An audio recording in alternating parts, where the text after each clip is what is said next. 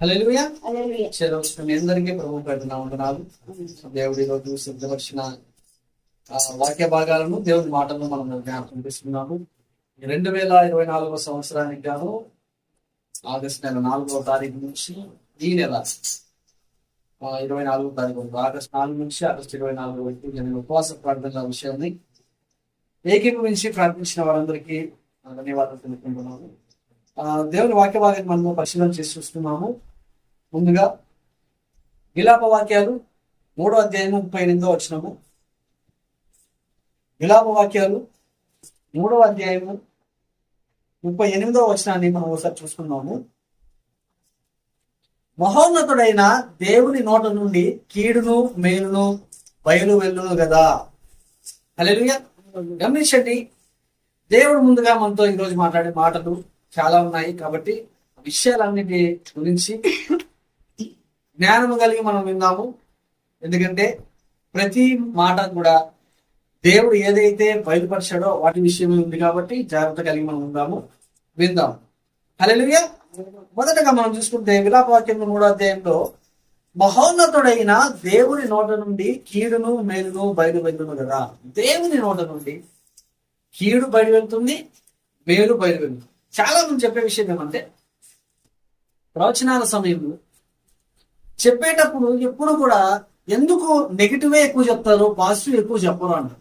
నిజానికి నెగిటివ్ చెప్పడం కానీ పాజిటివ్ చెప్పడం కానీ ఏ ప్రవక్త చేతిలోనూ ఉండదు. ఎందుకంటే ఏ ప్రవచనం కూడా సేవకుడు కాదు చెప్పేది. అలాగైతే ప్రిపేర్ అయి నేను ప్రిపేర్ అయి చెప్పొచ్చు, అది కాదు. దేవుడు బయలుపరిచే వాటి విషయమై దేవుడు ఏది చెప్తే ఆ విషయాన్ని మనం బయటికి చెప్తాం. కాబట్టి దాంట్లో పాజిటివ్ ఎక్కువ ఉంటుందో నెగిటివ్ ఎక్కువ ఉంటుందో మనకు తెలియదు. కాబట్టి ముందుగా సార్వత్రిక సంఘం, ఈరోజు కేవలం ఈ ఒక్క సంఘం గురించి మాట్లాడడం లేదు, సార్వత్రిక సంఘం గురించి మాట్లాడుతున్నాం. ప్రతి విషయం సార్వత్రిక సంఘం అందరూ కూడా అర్థం చేసుకోవాలి. హల్లెలూయా.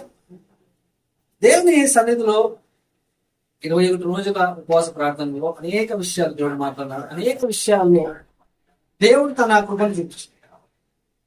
గమనించి చూసుకున్నట్లయితే కొన్ని విషయాల్లో దేవుడు భయంకరమైన వేదన, ఈ 21 దినాలలో ఎన్నో అడ్డంకులు, ఆటంకాలు, అనారోగ్య సమస్యలు అనేక విధాలుగా వచ్చినా కానీ దేవుడు ఈ 21 రోజులు మన కృప చేత భద్రపరుస్తున్నాడు. హల్లెలూయా. దేవునికి మహిమ కలుగును గాక. మరొక విషయం ఏమంటే, దేవుడు తన కృప చేత నడిపించుకున్న విధానాన్ని బట్టి దేవుడికి స్తుతి చెల్లిస్తున్నాడు. మరొక విషయం, దేవుడు మాట్లాడిన ప్రతి విషయంలో కూడా చాలా మంది దాంట్లో ఉన్న తప్పుల్ని వెతకడానికే సిద్ధపడతాం. గడిచిన సంవత్సరము మనము యూట్యూబ్లో వీడియో పెట్టుకున్నాం. అప్పుడు చూసుకున్నట్లయితే దాన్ని చూసిన అనేక మంది ప్రతి ప్రవచనం నెరవేర్పప్పుడు కూడా ఈ ప్రవచనం నెరవేరింది. దాదాపు సుమారు 15-16 ప్రవచనాలు, అన్ని ప్రవచనాలు నెరవేరుతూ వచ్చినప్పుడు ప్రతి ఒక్కరు కూడా ఇదే మాట చెప్పారు. నెరవేర్చిన ప్రతిసారి కొన్ని షార్ట్ వీడియోలు తీసి మనం యూట్యూబ్లో కూడా మరీ పెట్టడం జరిగింది. దేవుని కోసము మనము మందిరానికి వచ్చేటప్పుడు కేవలం అద్భుతాల కోసము, కేవలం అవి జరిగినప్పుడు మాత్రమే మాట్లాడటం కాదు. దేవుడు నీ జీవితంలో జరిగించే ప్రతి మేలు విషయమే నువ్వు సాక్షిగా జీవించాలి. కానీ ఎప్పుడో ఏదో ఒక ప్రవచనం నెరవేరినప్పుడు కానీ, లేకపోతే నీ జీవితంలో ఎప్పుడో ఒక గొప్ప విషయం జరిగినప్పుడు కానీ కాదు. కళ్ళు తెరిచి నువ్వు ఒక పగటిని నువ్వు చూసినప్పుడు, నువ్వు నిద్ర మేల్కొన్న రోజే నువ్వు దేవుని స్తుతించాలి. ఎందుకంటే చాలా మంది నిద్ర మేల్కోలేదు ప్రపంచంలో, నువ్వు మేల్కొన్నావు. కాబట్టి అలాంటి విషయాలు అనేకంగా ఉంటాయి, చాలా సంగతులు ఉంటాయి దేవుని స్తుతించేది. మరొక విషయం, అనేక మంది సేవకుల జీవితాల్లో గలిబిడులు చాలా ఉన్నాయి. ఇబ్బందులు, అనారోగ్య సమస్యలు, వేదనలు, సంఘానికి సంబంధించిన ఇబ్బందులు. నిజానికి ఈరోజు దేవుడు మనతో మాట్లాడే మాటలు సేవకులకు సంబంధించి రాగమించి సార్వత్రిక సంఘం నడుపుతున్న సేవకులారా అందరి గురించి. ఒక సేవకుడు, ఒక నాయకుడు, ఒక ప్రవక్త ఈ రకంగా ఏ రకంగా అయినా నిధులు ఏ రకంగా ఉంటున్నాడు. ఒక ప్రవక్తల గురించి, ఒక పాస్టర్ల గురించి, సేవకుని గురించి విశ్వాసం తెలుసుకోవాల్సిన విషయం కొన్ని ఉన్నాయి. ప్రతిదీ విడమర్చి చెప్పడానికి చాలా టైం పడుతుంది. సంఘంలో చాలా సంఘాలలో చాలా మంది చెప్పే మాట ఏమంటే, విశ్వాసులు అందరూ ప్రశ్నించే మాట, సేవకుల కుటుంబంలోనే ఇబ్బందులు ఉంటాయి, మాకేం మేలు జరుగుతుంది? సేవకుల కుటుంబంలో ఇబ్బందులు ఉంటాయి. మరి ఏ సేవకుల కుటుంబంలో ఇబ్బందులు లేవు? బాగా గమనించినట్లయితే సేవకుల కుటుంబంలోనే ఇబ్బందులు ఉంటాయా? మీకెలా జరిగినప్పుడు మాకేం జరుగుతుందని ప్రశ్నించే వాళ్ళకి ఈరోజు ఒక విషయం చెప్తాం. కొన్ని వాక్యాలు కొన్ని వచనాలు మనం చూసుకున్నాము. మోషే గురించి మనం ఒక మాట చూసుకున్నాం. మోషే గురించి కొన్ని మాటలు మనం చూసుకున్నాము. సంఖ్యాకాండంలో ఒక మాట, సంఖ్యాకాండము 16వ అధ్యాయము, సంఖ్యాకాండం 16వ అధ్యాయం 11వ వచనంలో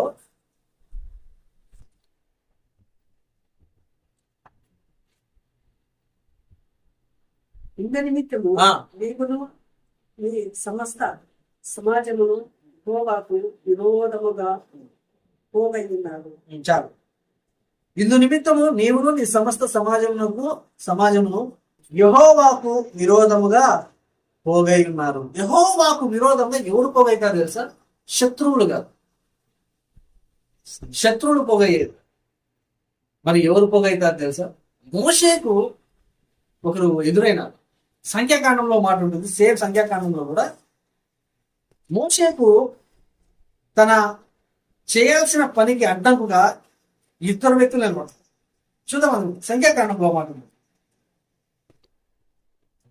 సంఖ్యాకాండము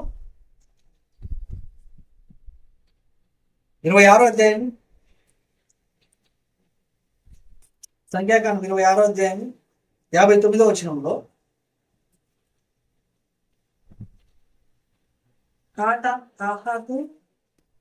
చివరి వచనంలో మనం చూసుకుంటే, ఆమె అమ్రాము వలన అహరోనును మోషేను వీరి సహోదరి అయిన మిర్యామును కరెను. ఇక్కడ బాగా గమనించండి. ఎందుకు ఇంత డీటెయిల్ గా చెప్తున్నానంటే చాలా మందికి ఒకరికి ఒకరు ఏమైందారో తెలియదు కాబట్టి ఇంత డీటెయిల్ గా చెప్పడం జరుగుతుంది. దేవునికి వ్యతిరేకంగా లేచే వాళ్ళు ఉన్నారు, మోషేకి వ్యతిరేకంగా లేచే వాళ్ళు ఉన్నారు. ఆ వ్యక్తి ఎవరు అనే విషయం ఇక్కడ రాయబడింది. ఎవరు?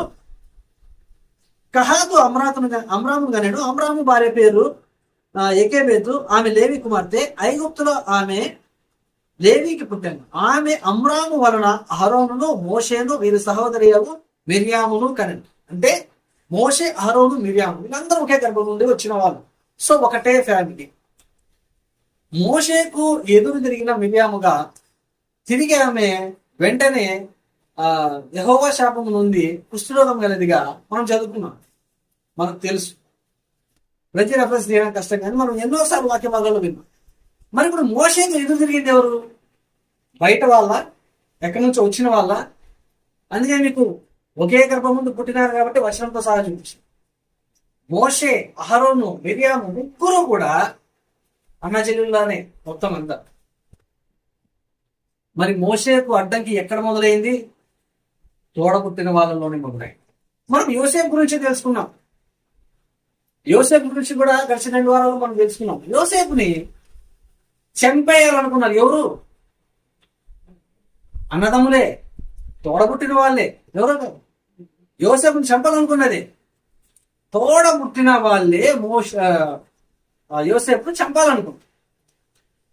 బయట నుంచి శత్రువు బయలుదేరడం. యోసేపు దేవుని దీవెన వలన వర్ధిల్లిన వాడు, కళలకు భావం చెప్పగలిగేంత గొప్ప జ్ఞానం కలిగిన వాడు యోసేపు. మరి అట్టి యోసేపుని చంపాలనుకున్నారు తోడబుట్టిన వాళ్ళే. ఎక్కడ శత్రుత్వము? ఇంటిలోని. మరొక వ్యక్తి గుర్తొస్తున్నాడు. యోబు గ్రంథం 2వ అధ్యాయంలో యోబు భార్య ఒక మాట అంటారు. సమస్తము కోల్పోయిన తర్వాత యోబు అనే మాట తెలుసా? నువ్వు యెహోవాను దూషించి చచ్చిపో. ఎవరు అనే మాట? భార్య. కట్టుకున్న భార్య అనే మాట ఏం తెలుసా? చచ్చిపో ఉంటుంది. నువ్వు నీతిగా నిజాయితీగా బతికినా గానీ దేవుడు నీకేం చేయలేదు కదా, చచ్చిపో. యెహోవాను దూషించి మరణము కమ్ము. ఎక్కడి నుంచి వచ్చింది మరలా శోధన? యోబు నీతిమంతుడుగా బ్రతికాడు. ఎంత నీతిమంతుడుగా అంటే పరలోకములో ఉన్న దేవుని దృష్టి ఆకర్షించేంత నీతిమంతుడుగా బతికాడు. అంటే దేవుని క్రమశిక్షణలో పెరిగాడు అని అర్థం. సో దేవుని ఇష్టానుసారంగా బతుకుతున్న వ్యక్తికి ఎక్కడి నుంచి వచ్చింది శోధన?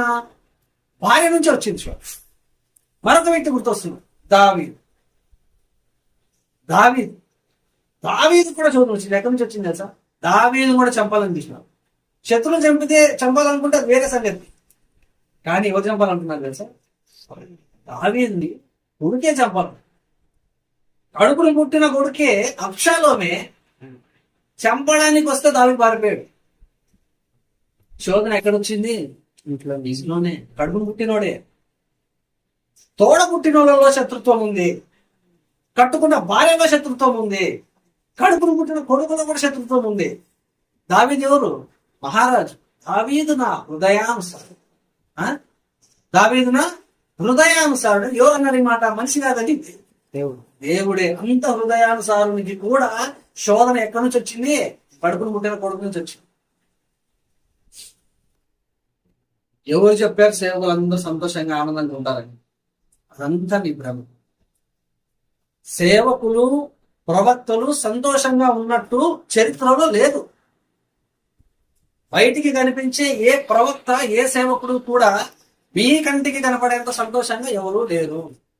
కనపడని మరుగై ఉన్న అనేకమైన గాయాలు, దెబ్బలు, బాధలు చాలా ఉన్నాయి. ఆదివారం రోజు కనిపించే మీ సేవకుడు ఎంతో అందంగా ఆనందంగా సంతోషంగా కనిపిస్తాడు, మిగతా 6 రోజుల సంగతి మీకు తెలియదు. దేవుని చేత ఏర్పరచబడితే శత్రుత్వం బయట నుంచి వస్తే సంతోషమే, కానీ బయట నుంచి వచ్చే సంగతి పక్కన పెట్టండి, మీ ఇంట్లోనే స్టార్ట్ అవుతుంది. చాలా మంది మీ ఇంట్లోనే ఇట్లున్నారే. మా ఇంట్లో మాత్రమే కాదండి, చరిత్ర చెప్తుంది, పరిశుద్ధ గ్రంథం చెప్తుంది. అనేక మంది దేవుని చేత ఏర్పరచబడిన వాళ్ళు, యోసేపు, దావీదు, మోషే, ఇలా అనేక మంది, యోబు కావచ్చు, ఎంతమంది దేవుని చేత ఏర్పరచబడిన వాళ్ళందరికీ కుటుంబంలోనే మొదట సమస్య ప్రారంభమైంది. వాళ్ళందరికీ కుటుంబంలోనే మొదట సమస్య ప్రారంభమైంది. కాబట్టి సేవకుల కుటుంబాలను జడ్జి చేయొద్దు. కానీ ఎక్కడ కూడా మీకు యోసేపులో తప్పు కనపడదు, మోషే నాయకత్వం మనకి తప్పు కనపడదు. అంటే ఆయన ఏ ఒక్కరిని కూడా ఒక మాట దూషించినాడు, కానీ అంతకు ముందు వరకు ఆయన చేసిన ఏ తప్పు కనపడదు. దావీదు చేసిన ఆ పాపం తప్పించి వేరే తప్పు కనపడదు. యోబు జీవితంలో అసలు తప్పే కనపడదు. అయినా కానీ వాళ్ళ కుటుంబంలో వాళ్ళకి వ్యతిరేకులే ఉన్నారు, వాళ్ళు చేసే పనికి అడ్డంకులే ఉన్నారు కదా. మోషే విషయంలో మిరియాం ఎదురు తిరిగినప్పుడు ఇశ్రాయేలు ప్రజలందరూ దాటిపోయినారా? ఆగిపోయినారా? మోషే నిన్ను ఫాలో కామి, ఇంకా నీ అంట రామ్ మేము అన్నారా? లేదు. మిరియాం పోతే పోయింది, మిరియాం కుష్ఠొస్తే వచ్చింది, మిరియాం చచ్చిపోతే చచ్చిపోయింది, కానీ ఇశ్రాయేలు వాళ్ళు ఎందుకు తెలుసా? వాళ్ళు మోషే వెంబడు. ఎందుకు తెలుసా? దేవుడు మోషేకు తోడై ఉండేను, ఆ జనులకు తెలుసు కాబట్టి వాళ్ళు మోషేని పట్టుకున్నారు. మిరియామన్న మాటలు పట్టుకోలేదు. యోసేపు మా అన్నలే నన్ను చంపాలనుకుంటున్నారు, ఎందుకు ఈ జీవితం అని అనుకోలే. యెహోవా కృప యోసేపు మీద ఉంది. అని గమనించండి, యోబు సమస్తము కోల్పోయినా కానీ, ఏదేమైనా కానీ నీతిని మాత్రం వదలలే. లాస్ట్ ఎందుకు తెలుసా? దేవుడు కావాలి, దేవుడికి తోడుగా ఉండాలి. అది ఉంది కాబట్టి చివరి వరకు అలానే ఉంది. దావీదు కొడుకు చేతిలో చచ్చిపోవడం ఏంది అని అనుకోకుండా తప్పించుకుంటూ తిరుగుతూ దేవుని కోసమే బతికాడు, కానీ ఎక్కడ తప్పించాడు. ఇది చెప్పబడిన ఏ దేవుని చేత ఏర్పరచబడిన ఏ వ్యక్తిలో కూడా వాళ్ళ కుటుంబ సభ్యులను బట్టి ఆ పక్కనున్న జనులు వాళ్ళని తీర్చలే. ఎందుకంటే వాళ్ళందరూ ఆ వ్యక్తుల వెనుకున్న దేవుని చూస్తారు, మీరందరూ వ్యక్తులనే చూస్తారు. అది సమస్య. నేటి కాలంలో ఉన్న విశ్వాసుల పరిస్థితి ఏమైందంటే, సార్వత్రిక సంఘం గురించి నేను మాట, విశ్వాసం అందరూ సేవకుని చూస్తున్నారు. కాదు, సేవకుని వెనక ఉన్న దేవుడు, దేవుని సేవకుని తల మీద ఉన్న దేవుని ఆశీర్వాదం. ఇది గమనించాలి. ఇది గమనించడంలో చాలా మంది సేవకులకి ఇళ్లలోనే శోధనలు ఉన్నాయి, బంధువులలోనే శోధనలు ఉన్నాయి, బయట ఎక్కడి నుంచో శోధనలు శ్రమలుగా. సరే, సేవకుల గురించి కొంచెం పక్కన వాడు, సేవలు అయిపోయింది కదా. దేవుడు ఏర్పరచుకున్న ప్రవక్తల గురించి కొంచెం తెలుసుకున్నావా? దేవుడు ఏర్పరచుకున్న ప్రవక్తలు, గొప్ప ప్రవక్తలు, పాత నిబంధనలో గొప్ప ప్రవక్తలుగా పిలవబడిన వారి గురించి మనం తెలుసుకున్నాము. ఒక్కసారి యెషయా గురించి మనం తెలుసుకున్నాం. యెషయా గ్రంథం రచించినాడు కదా. యెషయా ప్రవక్త, ప్రభు పుట్టబోతున్నాడన్న సంగతి ముందుగానే 100 సంవత్సరాల కిందట ప్రవచించిన ప్రవక్త. యెషయా గ్రంథం గురించి తెలుసు కదా. ఈ యెషయా ప్రవక్త దేవుడు చెప్పిన మాట ఏమంటే, యెషయా నువ్వు బట్టలు చింపుకొని దేశమంతా తిరగాలి. 3 సంవత్సరాల పాటు నువ్వు బట్టలు చింపుకొని ఊరంతా దేశమంతా తిరగాలని ఒక ప్రవక్తకి దేవుడు చెప్పినాడు. బాగా గమనించండి, యెషయా ప్రవక్త. ఎందుకు ఇలా? ఎవరన్నా నిన్ను అడిగితే నువ్వేం చెప్పాలంటే, మీకు కలుగబోవు దుస్థితి, నెక్స్ట్ మీ మీద ఒక యుద్ధం రాబోతోంది, ఒక రాజు దాడి చేయబోతాడు, మీకు గతి పట్టబోతాను, మీరంతా మార్మోసి పొందండి అని నువ్వు చెప్పు. ఒక ప్రవక్తకి దేవుడు అనుమతి ఇచ్చినాడు. ఏం అనుమతి ఇచ్చినాడు తెలుసా? ఘోరమైన పనులు. యెషయాకి ఎవరు? ప్రవక్తని. యెషయా ఎట్లా చనిపోయినాడు తెలుసా? యెషయాని ఒకరోజు మనష్య అనే ఒక రాజు తరుముతున్నాడు, పట్టుకోరాజు తరుముతూ ఉంటే యెషయా పరిగెత్తుకుంటూ పోయి ఒక చెట్టు త్వరలో దాక్కున్నాడు. చెట్టు త్వరలో దాక్కుంటే ఈ మనష్య ఏం చేశాడంటే, సైనికులు పిలిపించి ఒక పెద్ద రంభం తెప్పించి ఆ మొదలు పై నుంచి కింద వరకు రంభంతో కూసాడు. లోపల ఉన్న మనిషి కూడా సగానికి భయపడ్డాడు. ఒక ప్రవక్త మరణం అది. ఎట్లా? ఒక ప్రవక్త మరణం ఎట్లా చనిపోయినాడు? రంభం చేత పోయబడి చనిపోయాడు. అంత ఘోరంగా. గమనించండి నా ప్రియ సంగమా. మరొక వ్యక్తి గురించి మనం చూసుకున్నాము, ఇర్మియా గురించి కూడా మనం చూసుకున్నాము. ఇర్మియా గురించి 27వ అధ్యాయం ఇర్మియాలో మాట ఉంటుంది, చూద్దాం. ఇర్మియా 27వ అధ్యాయం 2వ వచనంలో, కావున యెహోవా నాకు ఇలాగూ ఆజ్ఞించుచున్నాడు, నీవు కాడిని పలుపులను చేర్చుకొని నీ మెడకు కట్టుకొనుము. హల్లెలూయా. ఇర్మియా ఈయన కూడా ప్రభువు పుట్టుట గురించి అనేక సార్లు ప్రవచించిన వాడే.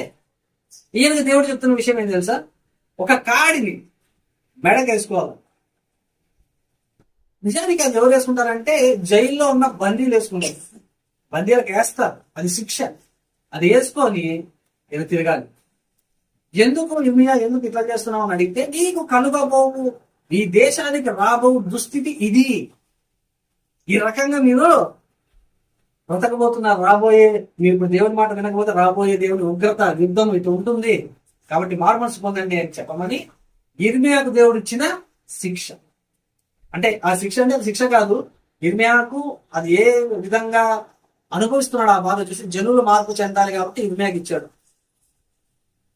అంటే ప్రజల మీదకి రాబో వాటిని ముందుగా ఎవరి మీద చూపిస్తాడు అంటే, దేవుడు ప్రవక్త ద్వారా చూపిస్తాడు. ప్రవక్త ద్వారా చూపిస్తాడు. 3 నెలలు ఇర్మియా ఆ రకంగా బ్రతికాడు. మరొక వ్యక్తి ఉన్నాడు, ఎహెచ్కేల్ విషయంలో మనం చూసుకుంటే, ఎహెచ్కేల్ని దేవుడు ఒకరోజు అంటాడు, ఎహెచ్కేలు నేను నీకు చెప్తా చేయాలంటాడు. ఏంది ప్రభా ఏం చేయాలంటే, నీ కన్నులకు ఇంపైనది, నీకు ఇష్టమైనది నేను ఒకటి తీసేస్తా, కానీ నువ్వు కంటి నుంచి కన్నీళ్ళు కార్చకూడదు, నువ్వు ఏడ్చకూడదు, నువ్వు రోదన పెట్టకూడదు, సైలెంట్గా ఉండాలంట. సరే దేవుడే కదా చెప్పింది, పైగా నేను ప్రవక్తని ఓకే అని చెప్పి ఏడ్చుకెళ్ళి సరే ప్రభా ఓకే అంటూ మరుసటి రోజు ఉదయం కల్లా ఏమవుతుంది తెలుసా? తన భార్య చిన్న అడగవచ్చు. ఒక ప్రవక్త, దేవుని మాటలు చెప్పే ఒక ప్రవక్త పొద్దున్న లేసేసరికి పెన్నాలు చచ్చిపోయింది. మన భాష బాగా చెప్పాలని దేవుడు ఏం చెప్పినాడు కండిషను? నీకు ఇష్టమైంది నీ కళ్ళ నుంచి తీసేస్తాను, నువ్వు ఏడ్చకూడదు, నీ కంట్లో నుంచి నీళ్ళు రానికూడదు. ఏడ్చుకేలు అలానే చేసి ఇష్టమైనది, ప్రేమించినది ఉన్న పదంగా టక్కని పోతే నువ్వు ఏడ్చుకోడు. ఎందుకు ప్రభా, ఎందుకు ఇంత వేదన అంటే, దేశం మీదకి యుద్ధం వచ్చిన తర్వాత దేశం నాశనం అయిపోయేటప్పుడు ఏడవలేరు. ఆ ఏడ్స్తే ఎంత ఏడ్చినా కానీ అది మళ్ళీ తిరిగి కట్టబడుతుంది. అది ఎంత నాశనం అంటే, కళ్ళెదురుగా దేశం అంతా కట్టడాలు, భవనాలు అంతా కూలిపోతున్నాయి, కాలిపోతున్నాయి. ఎంత ఏడుపు ఏడ్చినా కానీ అది ఆపలేదు. ఆ వేదన ఎలా ఉంటుంది అనేది నువ్వు ఒకసారి అనుభవించు.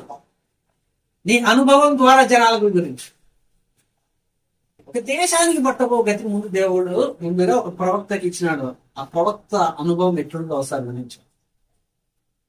నీకు ఇష్టమైంది తీసేస్తాను, నువ్వు ఏడ్చుకో. మనస్ఫూర్తిగా ఏడ్చేకి కూడా లేదు ప్రవక్తకి, ఏడ్చేకి లేదు. మనస్ఫూర్తిగా నవ్వితేనే ఇప్పుడు లేనిపోయిన డౌట్లు, తలకాయ నొప్పులు తయారవుతున్నాయి కదా. సేవకులు 10 మంది మధ్యలో హాయిగా నవ్వడానికి కూడా లేదు. ఏడ్చినా గాని తప్పే. దేవుడు చూడండి ఎంత కఠినమైన ఆజ్ఞ ఇచ్చినాడో అయినా కానీ యేసుప్రభు ఆ ప్రవక్త మాట విన్నాడు. భార్య చనిపోయింది, భార్య శవం దగ్గర ఉన్నాడు, కానీ ఏడవలేదు, కన్నీళ్ళు విడవలేదు. ప్రవక్తల వేదన. హోషేయ గురించి, హోషేయ గ్రంథం చదవండి. హోషేయకు దేవుడు ఏమని మాటిస్తాడు తెలుసా? నువ్వు లే హోషేయ, నీకు పెళ్లి కాలేదు కదా, నీకు పెళ్లి చేస్తా. ఎట్లా? అవునా ప్రభు, సరే రెడీ పదా, నేను రెడీ అంటే, సరే నేను చెప్పే ఊరికి పోయి అక్కడ ఒక అమ్మాయి ఉంటుంది పెళ్లి చేసుకోవడం అంటే, ఆ ఊరికి ఊళ్ళో ఎవరుంటారు తెలుసు? ఒక వేష్, ఆమెను చూపించి పెళ్లి చేసుకోవాలి. హోషేయ ఒక ప్రవక్త, హోషేయ ఒక ప్రవక్త, దేవుని మాటను ప్రజలకు చెప్పే ఒక ప్రవక్త.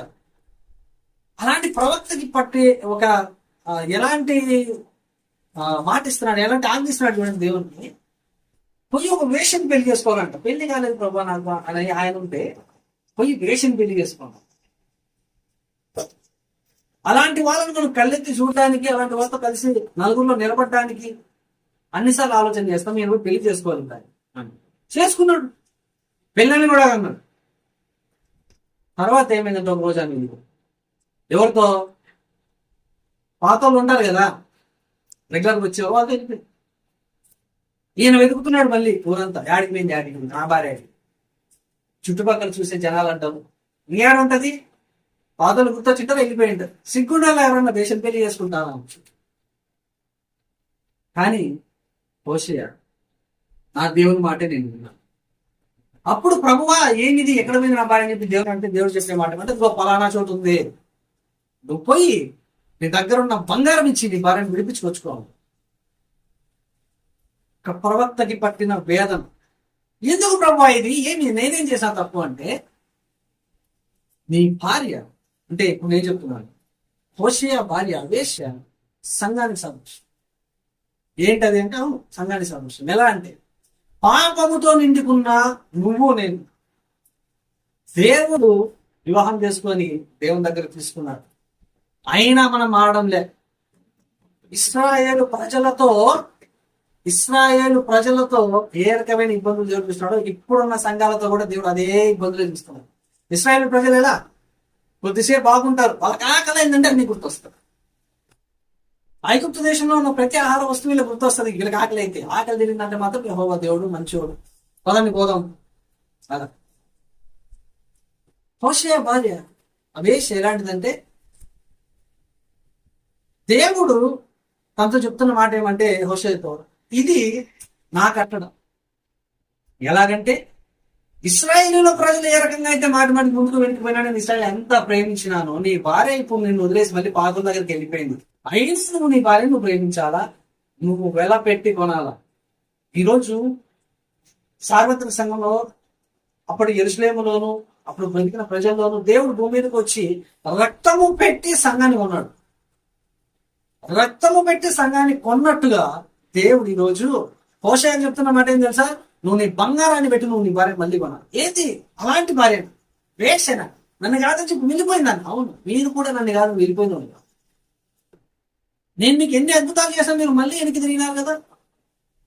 సో ఇప్పుడు నీ భార్య మీరు ఒకటే కాబట్టి నేను మిమ్మల్ని వదిలిపెట్టలేదు. కాబట్టి నీ భార్య అలా వెళ్ళిపోయినా సరే వెలపెట్టి నువ్వు నీ భార్యను కొన్నాను. నేను వెలపెట్టి నా రక్తం పెట్టి నేను మిమ్మల్ని కొన్నాను. కాబట్టి నువ్వు కూడా నీ భార్యను తెచ్చుకొని ఒక్క ప్రవక్తకు పట్టిన గతి. ఎందుకు తెలుసా? ఒక పాఠము నేర్పించడం. ఇప్పుడు మీకు సేవకులు, దేవుని దృష్టిలో ఒక నాయకులుగా ఉన్న వాళ్ళ గురించి చెప్పాను, రాజుల గురించి చెప్పాను, ప్రవక్తల గురించి కూడా చెప్పాను. ఎవరి కుటుంబంలో ఎవరి జీవితంలో సుఖం ఉంది ఒకసారి చెప్పాను? లేదు.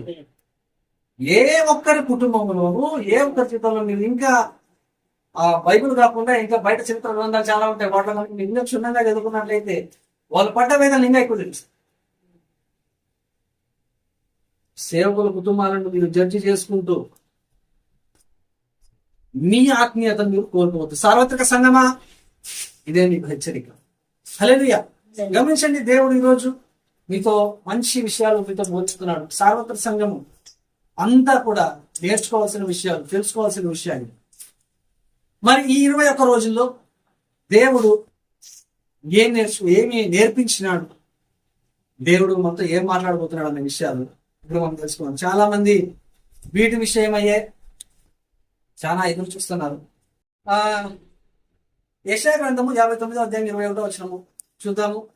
దేవుడు మాట్లాడిన మాటలు ముందుగా మనం తెలుసుకునే ముందు ఒక మాట, యెషయా గ్రంథం 59వ అధ్యాయం 21వ వచనము.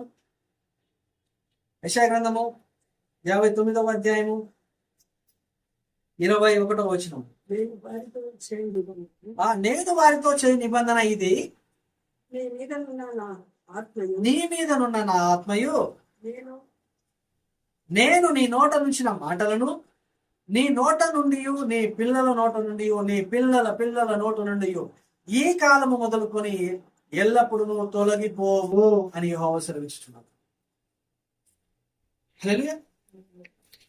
దేవుని మాట మీ సేవకుల నోటి నుంచి వచ్చినప్పుడు అది ఆగదు అనే విషయం గుర్తుంది.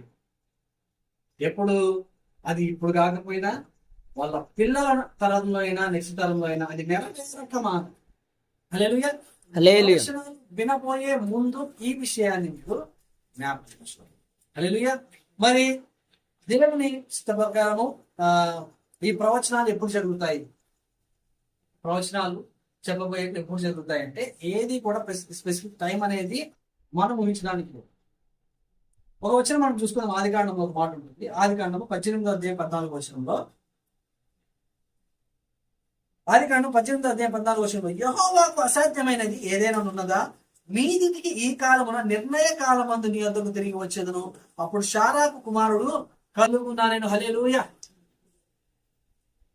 చెవి గలవాడు ఆత్మ చూపించిన మాట వినుగా. మీదికి ఈ కాలమున, ఏ కాలమున? నిర్ణయ కాలము. అంటే నిర్ణయ కాలం అంటే దేవుడు నిర్ణయించిన ఒక సమయము. బాగా గుర్తుపెట్టుకోండి. ప్రవచనాలు వినబోయే ముందు అందరు తెలుసుకోవాల్సిన విషయము, నిర్ణయ కాలం అనేది దేవునికి ఒకటి ఉంటుంది, నువ్వు నిర్ణయించేది కాదు. దేవుడు నిర్ణయించే కాలం ప్రకారము ఆ ప్రవచనాలు నెరవేరుతుంది. హల్లెలూయా. మరి దేవుడు మాట్లాడిన మొదటి ప్రవచనం గురించి మనం తెలుసుకుందాము. యెషయా గ్రంథం 56వ అధ్యాయం 7వ వచనం. యెషయా గ్రంథం 56వ అధ్యాయము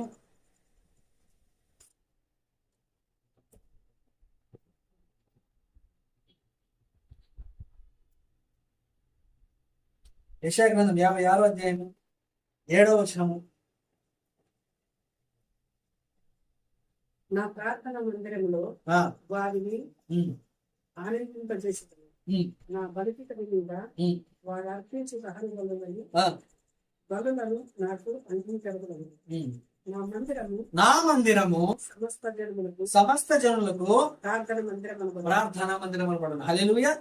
దేవుడు ప్రవచిస్తున్న మొదటి మాట, సమస్త జనులకు ప్రార్థన చేసుకునే వీలుగా తన మందిరాన్ని దేవుడు నిర్మించబోదు. హల్లెలూయా. ఆమేన్. హల్లెలూయా. దేవుడు మన కోసం సిద్ధపరచిపోయే మందిరము కేవలం ఒక జనాంగానికో లేకపోతే కొద్ది మందికో కాదు, సమస్త జనులు అనేక మందికి ప్రార్థన చేసుకోవడానికి, వాళ్ళ కన్నీరు కార్చడానికి ఒక ప్రార్థన మందిరముగా మందిరం కట్టబోతున్నాడు. హల్లెలూయా. దేవుడు తన నిర్ణయ కాలం మంది ప్రవచనం నెరవేర్చుగా. రెండవ ప్రవచనం మరి మనం చూసుకున్నాం. యెషయా కీర్తనలు 69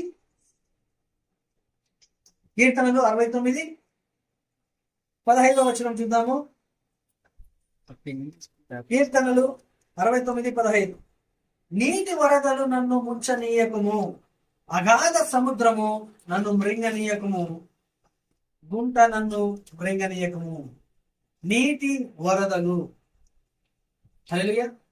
దేవుడు ప్రవచిస్తున్నా మాట్లాడుతున్న మరొక ప్రవచనము, నీటికి సంబంధించిన ఒక ఉగ్రత కలగపోతా ఉంది. నీటి వరదలు, అలాగే అగాధ సముద్రములకు, ఆ రెండింటి గురించి దేవుడు మాట్లాడుతున్నాడు. ప్రమాదములు పొంచి ఉన్నాయి. హల్లెలూయా. వరదలు, సముద్రము నుంచి వచ్చే అలలు. సో వీటి విషయమే మనం ప్రార్థన వచ్చుకుందాం. తన నిర్ణయ కాలం ముందు దేవుడు వీటిని నెరవేర్చుకుంటాడు. గమనించండి, జాగ్రత్తగా ప్రార్థించండి. హల్లెలూయా. మరొక ప్రవచనం మనం చూసుకుందాము. దేవుడు ఈసారి ఆత్మీయ వ్యభిచారం గురించి మాట్లాడుతుంది. గమనించండి, యోహాను సువార్త 8వ అధ్యాయంలో మనకు ఒక వ్యభిచార స్త్రీ గురించి మనకు తెలుస్తుంది. ఆమె పట్టబడినప్పుడు యేసయ్య దగ్గర తీసుకొచ్చినప్పుడు దేవుడు ఆమెను కాపాడిన తర్వాత ఆమెతో మాట్లాడతాడు. నువ్వు ఇంకా పోయి ఇంకా నువ్వు వెళ్ళిపో, ఎవరు నేను శిక్షించలేదా? లేదు ప్రభు, నేను నిన్ను శిక్షించను, ఇక మీదట ఈ పాపం చేయొద్దు అంటు. అంటే ఇక మీదట చేయొద్దు అంటే ఇంతవరకు జరిగింది ఆయన తుడిచేశాడు, ఇక ముందు నువ్వు చేయొద్దు అంటే క్షమాపణ దొరికింది. అంటే శారీరక వ్యభిచారానికి క్షమాపణ దొరికింది, కానీ ఇప్పుడు సార్వత్రిక సంఘంలో జరిగేది తెలుసు, ఆత్మీయ వ్యభిచారం. ఒక ప్రశ్న, ఎర్ర సముద్రం చీల్చింది మన దేవుడే కదా. గడిచిన కొన్ని నెలల క్రిందట నీకు హెల్త్ బాగాలేనప్పుడు నువ్వు ప్రేయర్ చేసుకున్నప్పుడు నీకు స్వస్థత ఇచ్చింది అదే వేసే దేవుడు, లేదంటే వేరే వేసేది? వేరే దేవుడు, ఆయనే. అంటే ఎర్ర సముద్రం నుంచి ఇప్పటికి ఎప్పుడో వేల సంవత్సరాలు అయిపోయింది. ఇది చూస్తే మొన్న జరిగింది, దాదాపు కొన్ని వేల సంవత్సరాలు దాటిపోయింది. అంటే అప్పటికి ఇప్పుడు దేవుడు మారలేదా? ఓకే సరే. ఇప్పుడు మరొక విషయం అలాగైతే, ఇక్కడ ప్రేయర్ చేసుకున్నప్పుడు నీకు ఒక స్వస్థత కలగలేదు. కొంతమంది జనులు నీకు చెప్పడం ఏమంటే ఫలానా చూడకపోతే నీకు స్వస్థత నీకు బాగా కలుగుతుంది, ఒక అద్భుతం నీకు. ఇప్పుడు నువ్వు ఇక్కడ నుంచి అక్కడికి పోయినావు, విషయం ఏంటంటే అక్కడ నీకు అద్భుతం జరిగింది. సో ఇప్పుడు నా క్వశ్చన్ ఏమంటే, ఇక్కడ ఆ దేవుడు లేడా? కాలము మారినా మారని దేవుడు అని అన్నారు ఇప్పుడే ఇందాక. ప్రాంతము మారితే దేవుడు ఎట్లా మారుతాడు?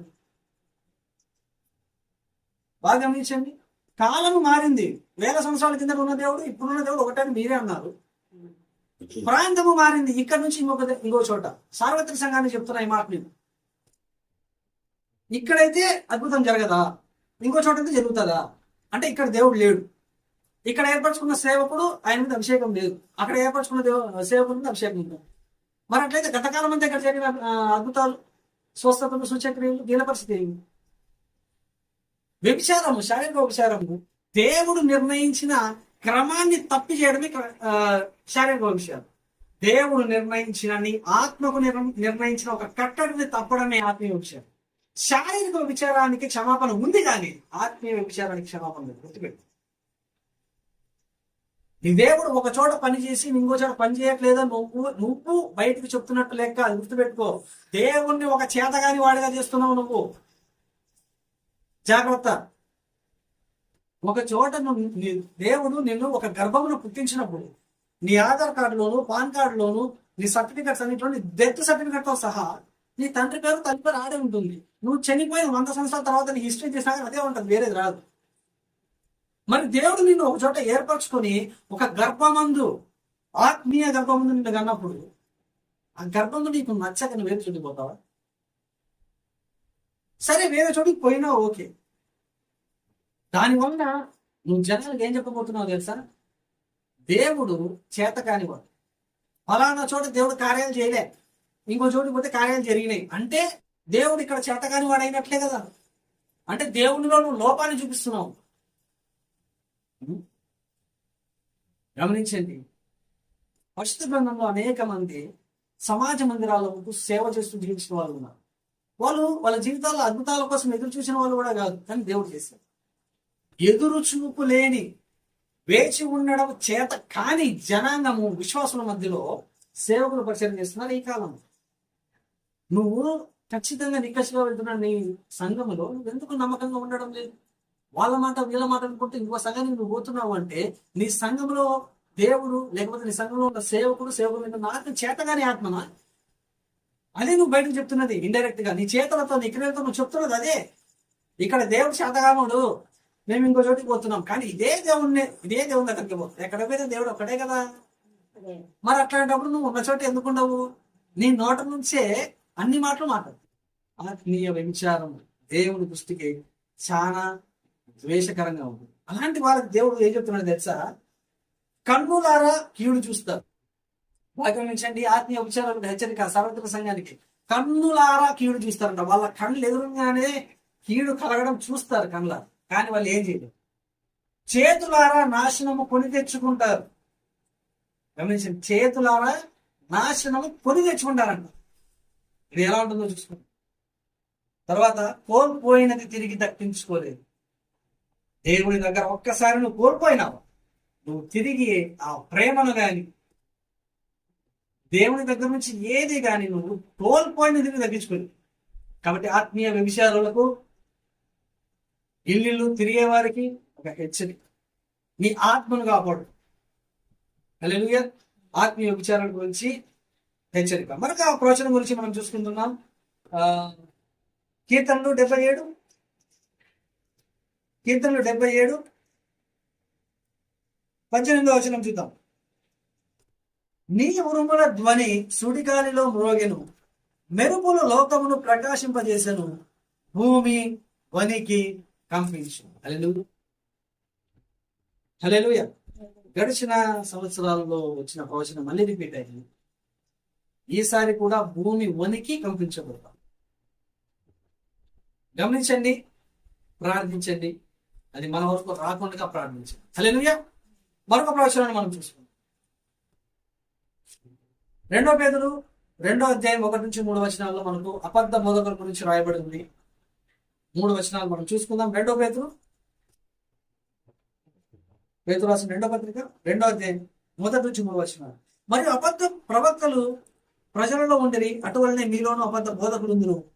వీరు తమను కొనిన ప్రభువును కూడా విసర్జించుచు తమకు తామే శీఘ్రంగా నాశనం కలుగు చేసుకొనొచ్చు, నాశనకరముకు భిన్నాభిప్రాయంలో రహస్యంగా బోధించుదురు. మరియు అనేకులు వారి పోకిరి చేష్టలను అనుసరించి నడుతులు, వీరిని బట్టి సత్య మార్గం దూషించబడు. ఆల్మోస్ట్ ఇది అప్పుడే జరుగుతూ ఉంది. అంటే ఇది మరింత తీవ్రంగా జరగబోతా ఉందని దేవుడు మాట. సో అబద్ధ బోధకులు ఇంకా లేవు. హల్లెలూయా. ఏర్పరచబడిన వారు మోసగించబోతున్నారు. బాగా జాగ్రత్త ఉండండి. నేను 5 ఏళ్ళు అవుతుంది దేవుని నమ్ముకొని, 10 ఏళ్ళు అవుతుంది మందిరానికి పోగొట్టి, 20 సంవత్సరాలు అవుతుంది నేను నా పిల్లలు కూడా మేము దేవుళ్ళలోనే ఉన్నాం అనుకుంటే మీరు త్రోవ తప్పిపోయే సమయము ఆసన్నమవుతారు. జాగ్రత్త కలిగి ఉండండి, మెలకువ కలిగి ఉండండి. మనోనేత్రము మూసుకోవద్దు. నీకు వినపడేవి, నీకు కనపడేవి, నీకు అనపడేవి అన్ని పక్కన పెట్టేవి. దేవుని వైపు నువ్వు చూడకుండా నువ్వు ఏమి చేసినా, దేవుని వైపు చూడకుండా నీ సొంత జ్ఞానం ఉపయోగించుకున్నావండి. పరిశుద్ధ గ్రంథంలో అనేక మంది దేవుని మాట వినకుండా సొంత తెలివి ఉపయోగించి నాశనంతో తెచ్చుకున్నాం. దయచేసి ఆ స్థితిలో దిగిపోవద్దు. హల్లెలూయా. మరొక ప్రవచనం మనం చూసుకుందాము. మరొక ప్రవచనం ఏమంటే, గడిచిన సంవత్సరాల్లో చూసిన ఒక గడ్డు కాలం తిరిగి రాబోతా ఉంది. 1 more వైరస్, మరొక వైరస్ రాబోతా ఉంది. కాకపోతే ఇది మునుపటిలాగా అంతమందిని చంపకపోయినా దేశాలను గడగడలాడించే వైరస్ రాబోతా. చాలా మంది అప్రమత్తం అయిపోయి అలర్ట్ అయిపోయేంత భయాన్ని అది గురి చేస్తుంది. కానీ ప్రాణాపాయం అంత ఉండదు. కాబట్టి అది మన వరకు రాకుండా మనం ప్రార్థించండి. హల్లెలూయా. మరొక ప్రవచనము కీర్తన 74 74వ కీర్తన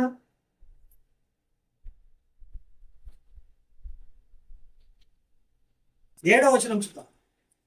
74వ కీర్తన 7వ వచనం. నీ పరిశుద్ధ స్థలమునకు అగ్ని ముట్టించుదురు, నీ నామ మందిరమును నేలన పడగొట్టి అపవిత్రపరచుదురు. దేవుని మందిరంలో బొత్తిగా అనుగద్రొక్కుదుమని అనుకొని దేశంలోని వాటినన్నింటిని వారు కాల్చి. మణిపూర్ సంఘటనలు మళ్ళీ రావు.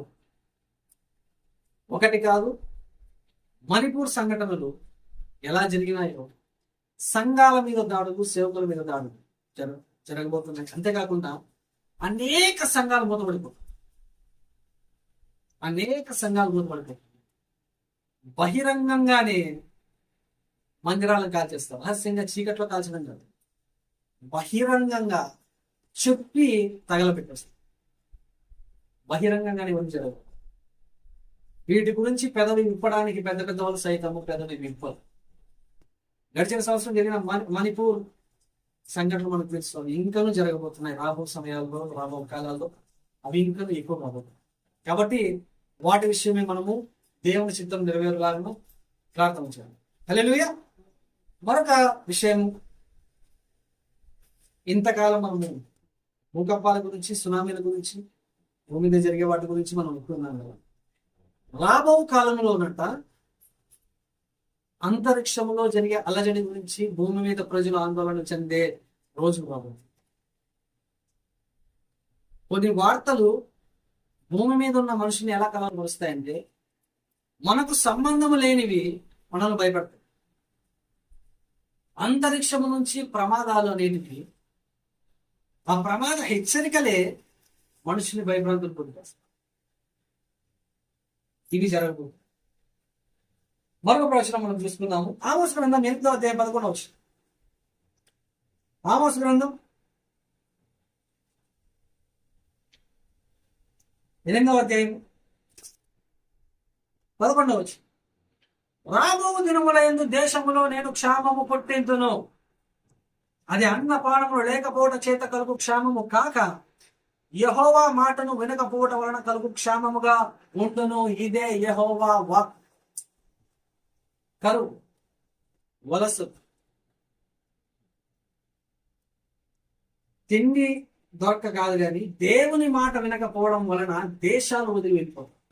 వాళ్ళు తెచ్చుకునే ఆ క్షోభ ఎలా ఉంటుందంటే, వాళ్ళు ఉన్న ప్రాంతాన్ని వదిలేసి మరొక ప్రాంతానికి వెళ్ళిపోతారు. దేవుని ఉగ్రత ఆ రకంగా ఉంటుంది.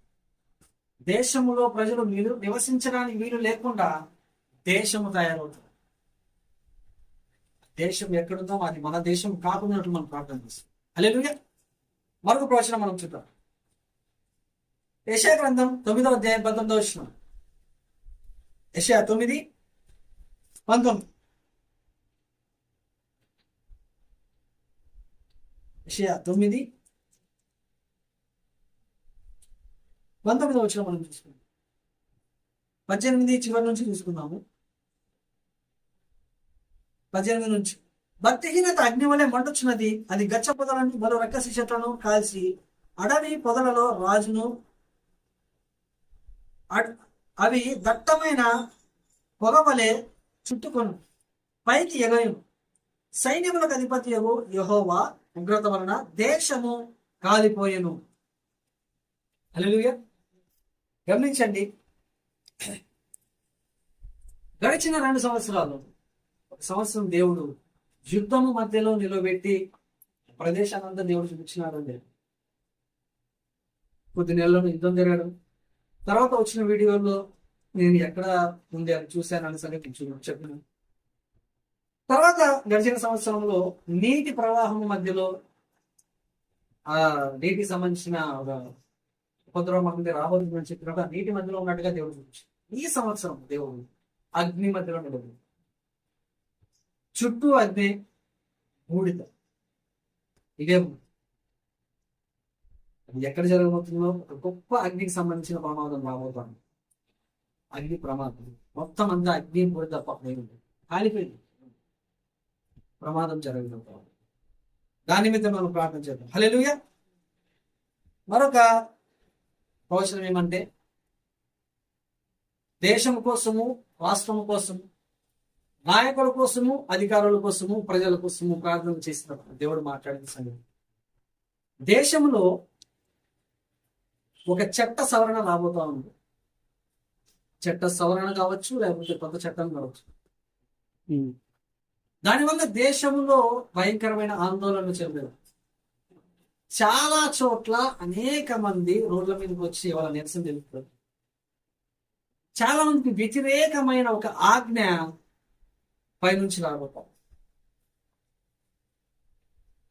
ఆ చట్టానికి లోబడము మేము మా వల్ల కాదు అని చెప్పే వాళ్ళ సంఖ్య అధికంగా ఉంది. ఒక భయంకరమైన ఆందోళనకరమైన ఎమర్జెన్సీ సిచ్యువేషన్స్ కొన్ని ప్రాంతాలలో జరగబోతుంది. హల్లెలూయా. మరొక ప్రవచనము, అదే అధికారం గురించి ప్రార్థన చేసి, దేశం గురించి ప్రార్థించినప్పుడు, రాష్ట్రం గురించి ప్రార్థించినప్పుడు, రాష్ట్రంలోని ప్రభుత్వం గురించి, అధికారుల గురించి ప్రార్థన చేస్తున్నారు. కొంతమంది నాయకులు, గొప్ప ఉన్నత హోదాలో ఉన్నవాళ్ళు, ఉండి వచ్చిన వాళ్ళు, వాళ్ళ ముందు 7 కడ్డీలు కనపడతాయి. అంటే అర్థం సంఖ్య జైలు, 7 కడ్డీలు జైలు. నాయకులు, అధికారులు చాలా మంది. దేవుడు చెప్తున్న మాట, పేరు మోసిన నాయకుడు, హోదాను అనుభవిస్తున్న వాళ్ళు చెరసాలలో ఉంచబడుతుంది. అలాగే ఈ విషయమే కూడా జాగ్రత్తగా ప్రార్థన చేయాలి. నాయకుల మీద కూడా వాళ్ళకి కూడా పట్టబోయే పరిస్థితులు, జరగబోయే పరిస్థితులు, గొప్ప స్థానంలో ఉండి వచ్చిన వాళ్ళకు కూడా పరిస్థితి తప్పదు. హల్లెలూయా. మరొక ప్రవచనాన్ని మనం చూస్తున్నాము. దేవుడు తన సేవకుని ద్వారా ఈ విషయాలన్నీ మాట్లాడిన తర్వాత నేను అడిగాను, అందరిది అయిపోయింది, దేశము, సార్వత్రిక సంఘము, రాష్ట్రము అంతా అయిపోయింది, నా గురించి మాట్లాడుతున్నా, నాతో మాట్లాడలేదు. దేవుడు ఒక దర్శనాన్ని ఇచ్చినాడు. ఆ దర్శనం ఏమంటే, ఒక రాత్రి వేళ చీకటి ఒక రోడ్డు, తార్ రోడ్డు, దూరంగా కొన్ని చెట్లు తప్ప ఏమీ లేవు. నేను ఒక్కడనే ఉన్నా రోడ్డు మీద, నేను నడుస్తున్నాను. ఒక గొప్ప వెలుగు, సూర్యకాంతి లాంటి వెలుగు ఒకటి కనిపించింది. సూర్యకాంతి వెలుగు, దాంట్లోకి నేను నడుచుకుంటూ పోయినాను. లోపలికి వెళ్ళిన తర్వాత మొత్తం వెలిగే, ఏంది కనపడలేదు, మొత్తం వెలిగే. కొంతసేపటికి ఒక సైడ్ ఒక గొప్ప సింహాసనం, ఆ సింహాసనం మీద కూడా అంతా వెలిగే, ఏమంత క్లారిటీగా ఏం లేదు. ఆ సింహాసనం మీద నుంచి ఒక స్వరం మాట్లాడుతూ ఉంటాను. స్వరంతో నేను తిరిగి మాట్లాడుతున్నాను. గొప్ప శబ్దము నుంచి బేస్ వాయిస్తూ ఉన్నాను ఆ స్వరంతో. ఇప్పుడు నేను నీకు చెప్పినవన్నీ అక్కడ విన్నవే.